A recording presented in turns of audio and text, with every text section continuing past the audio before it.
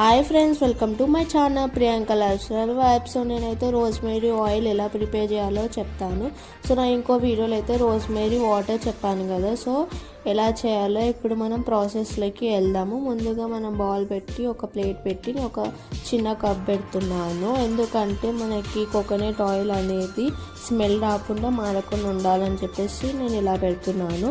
నేనైతే coconut pure oil వేస్తున్నాను. So మీకు మార్కెట్లో వేరే ఆయిల్ ఉన్నా కూడా మీరు అదన్నీ వేసుకోవచ్చు, లేకపోతే ఇలా కూడా వేసుకోవచ్చు.